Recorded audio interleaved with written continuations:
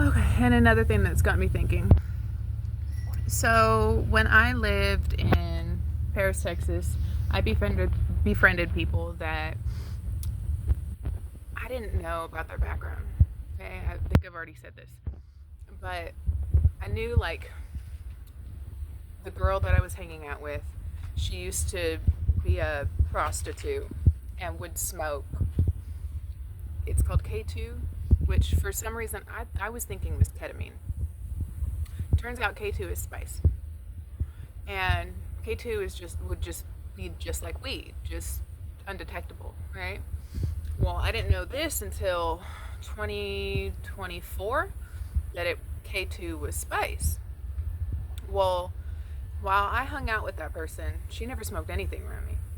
But she's not going to say any of these things because she's a criminal who doesn't like the system unless she's working with the system and actually got um, pardoned, is what it's called. Because for somebody who sells a pound of weed or a pound of drugs and had a FBI break in basically because they were cooking drugs, and this is years before I met them, right?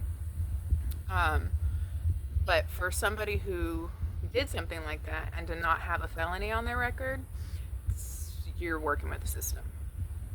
So you got mad at me about something that happened that I told about. So then you go to the government system, which is Aaron Lewis, who is working with you to pardon you to give false information. But the funny thing is that I had given my hair to the government system for years. And you know what they did? They sat on the stand. They could have done anything with my hair. I didn't give a damn. You know why? Because I wasn't on anything.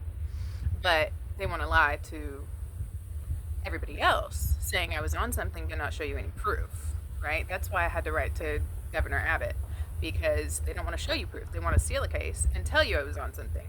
So imagine all the civilians running around treating me as though I was actually on drugs and need to be in a rehab when I was never on drugs.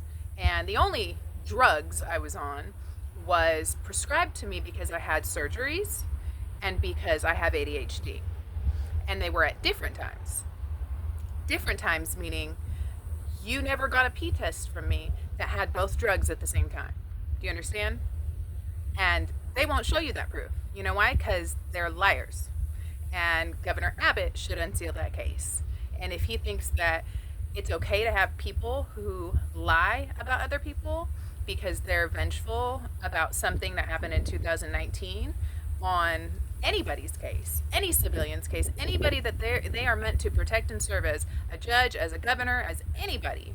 If a governor thinks that that's okay to have these people on their payroll, then I don't know what kind of world we live in. We need to consult President Trump at this point. But imagine every civilian treating me as though I was on drugs when I wasn't. How would that make you feel when you realize, when you actually get those test results from the places that tested me, and you realize that they were lying and I'm not?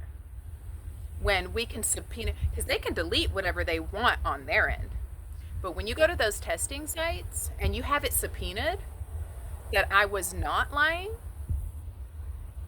how are you going to feel when you treated me as though I was a meth head during the time that they said they sat on that stand and did not do their due diligence as investigators and judges and district attorneys, which is part of their job by law?